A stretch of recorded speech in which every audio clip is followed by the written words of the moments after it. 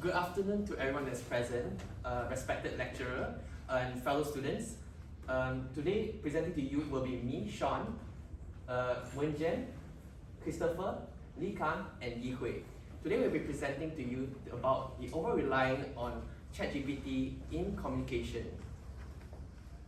Now, as a student, I've used ChatGPT numerous of times, whether it's to come up with ideas or to reply email and messages.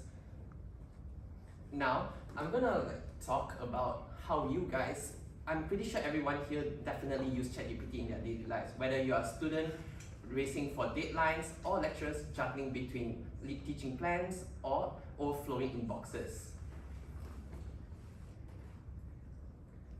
Okay, so now I just need to ask you guys a simple question. When was the last time everyone here has written an email or text message by yourself without relying on AI? Now, that's a subtle feel of fear. I know everyone here definitely has used ChatGPT, whether they like to admit it or not. I know that AI has always been a very innovative and powerful tool in our daily lives. But here's the real question. Has AI start to become one of the most over-relied application in our daily life when in terms of communication? Whether you are writing a message as an apology or a birthday wish to any of your fellow friends.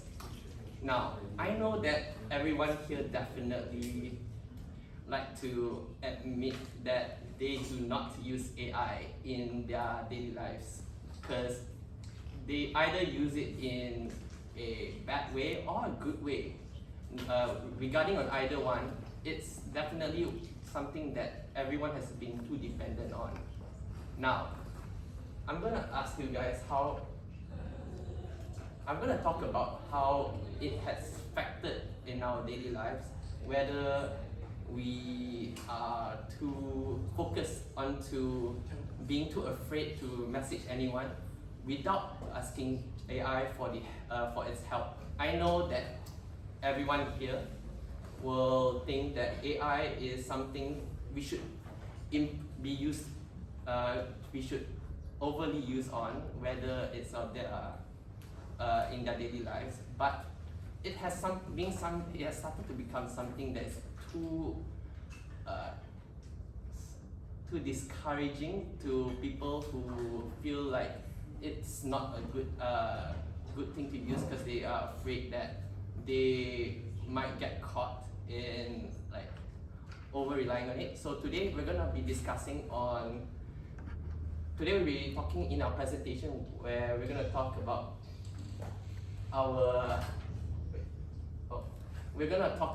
how it has impacted our daily life in our critical thinking and our emotional intelligence. And we're going to implement real life scenarios in our case. And finally, we're going to emphasize the use of AI, whether it's as a tool and not as a replacement for our human thought and expression. Now I'm going to pass it to Christopher, and now I'm going to pass it to Wenjian.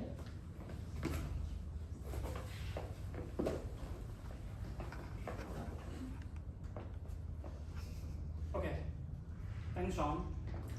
Have you ever had a friend or a partner who come to you with heartbroken or stressed? What they want is just a listener, but not solve the problem. They just want you to understand what they are feeling. Now, let us imagine what is going to happen when all of your responses are actually generated by ChatGPT. First, humans rely on ChatGPT on emotional situations such as argument, relationship problem, and when you try to give advice to your friend. ChatGPT may generate the response might damage your relationship because ChatGPT can talk but it cannot feel. ChatGPT cannot understand the human tones, cannot understanding the human emotional and also the human history. Now, let us see for a simple example here. When you're trying to apologize to your partner after a fight, and you straight to the ChatGPT and try to get a perfect answer, but in the end, you will get the answer that's very perfect, very formal. But from the example here, don't you think the response are too formal, too robotic, and too emotionless? And your partner may feel like you're not even speaking from your heart. You're not actually care about her. The same thing goes to the second example. When you're trying to comfort your friend, ChatGPT might generate some phrases that are difficult to understanding. And do you want your friend to Google it when they are sad? Even if they do so, your friend might search for the phrase for like the phrase that are difficult, resilient, and optimistic, which means more positive and more strong. And your friend might think, oh, my friend are using such formal words to me, and he's such a nice listener, and my problem is solved. And the real answer is no. He will probably block you on the spot. Lastly, ChatGPT is just a replacement, not a necessary thing for the human to use it on the communication. And ChatGPT, and if you want to use it on the emotional situation, you might face miscommunication, misunderstanding for your friend, or hurt others' feelings. And what we're going to happen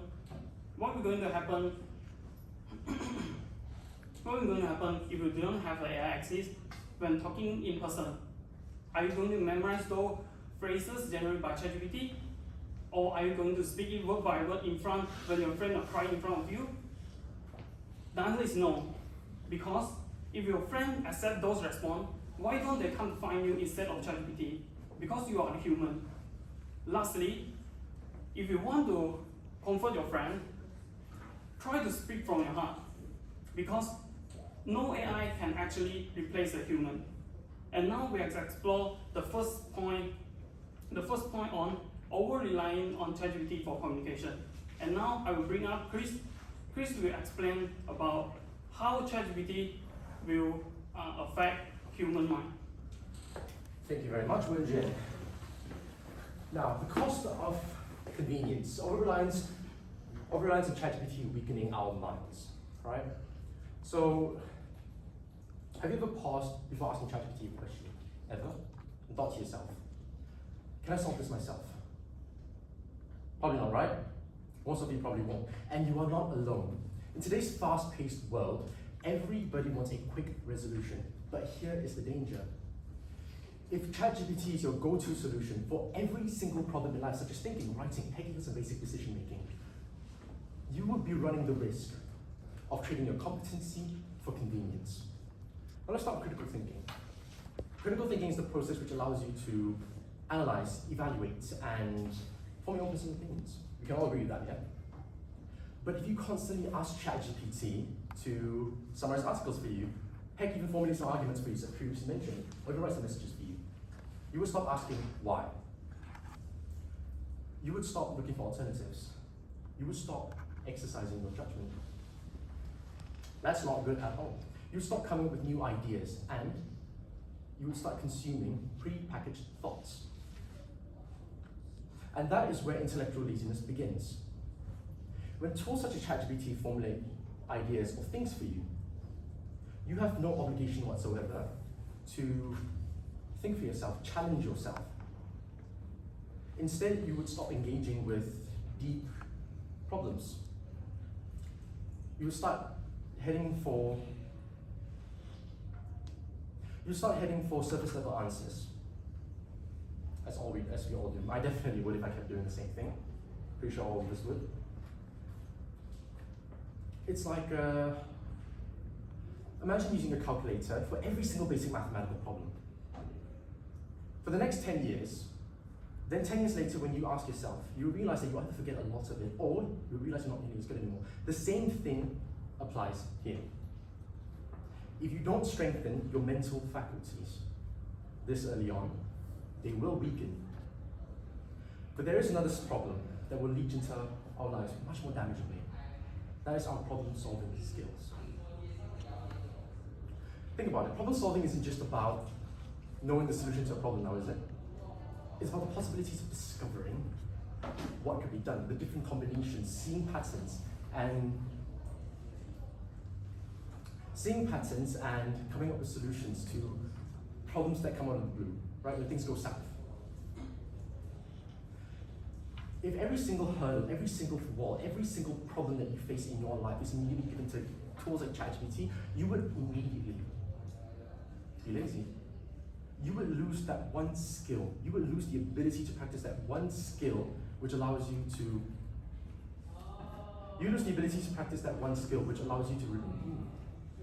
always remember this. Weak thinking leads to poor logic, and poor logic leads to weak solutions. Okay, now let me be clear. I'm not saying ChatGPT is an evil tool, right? It's a tool, a very powerful one, right? And obviously I use it as well. I appreciate every single one of you use it as well. Many of you, I know. But that's the thing, it's a tool. It's not a go-to solution for everything. It's supposed to support human thinking, not replace it. The problem comes when you try to replace human thinking with a tool such as ChatGPT. So I urge every single one of you today to always remind yourself, before asking ChatGPT anything, can I solve this myself? Because thinking first doesn't only mean that you're improving your problem-solving skills. It also means that you're protecting the one thing that's allowing you to be human. Now I shall pass over to my next colleague. Me, as someone who has been using ChatGPT since the first day's launch, I've been using it for every single thing you can ever think of. Creating emails, brainstorming for me, helping me on assignments, or even writing text messages. Just anything you can ever think of. It's one of the best and convenient tools that has ever created in my whole life. But slowly and slowly, I've noticed that I've started to forget, can I actually express myself? And the color of actually expressing your own thoughts in your own words. Yes, you can say that AI can create anything for you and everything for you, writing messages, essays, even creating social media posts for you. But does it actually carry the true meaning that you want in the message, in the captions, in the essays? No, right? So our voice collectively have multiple things that are in our voice. You can say our tone, emotion, expressions, and even the imperfections. They are the things that make up our voice. Well,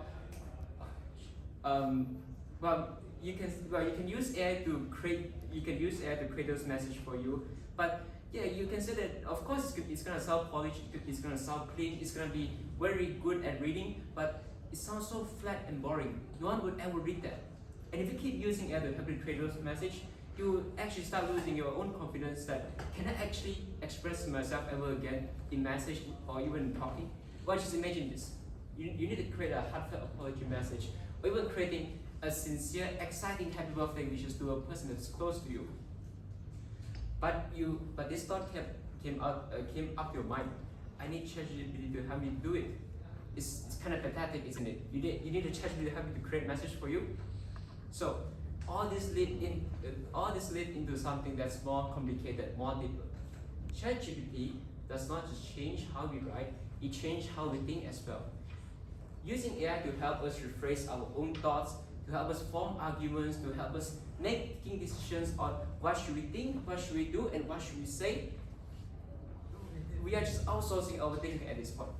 Well, this can contribute to the issue that mentioned by Chris just now about this affects something more subtle, which is our own creativity and our own thoughts. Slowly and slowly, we will stop doing all the hard work, all the heavy mental lifting of organizing our thoughts, reflecting our own ideas of our thoughts, and also trusting our own instincts that can we express our thoughts in our own words. But instead developing a unique way of how we view, how we express, and how we understand the world around us, the people around us, the thing around us. We are asking AI to help us define what are those to us and what are those for us. So it isn't just about writing less at this point. It's about thinking less, challenging our own thoughts less. And I think our thinking according to the environment less. but more on depending on something that will never ever truly understand us in our whole life. So AI is a good tool, it's a convenient tool, it's one of the best tools, there's no doubt. But we must keep our thought, we must keep our creativity, because we are special. We must be the author of ourselves, and not the AI to be the author. And we pass it to Yue for the conclusion. Okay, so as we are proceeding to the end of our discussion, so I would like to take us back and revise everything we have explored today. We all have seen how AI has been integrated in our daily lives and also how powerful it is. Yes, it is undeniably that AI tool is really convenient to use, and also at the same time, we have also discussed about the consequences of over relying on AI. Well, it will weaken our mind, weaken our creativity, and in the end of the day, we might lose our genuine human expression. Imagine, if I walk up to you today and just do intro like this. Hello, my name is Yue.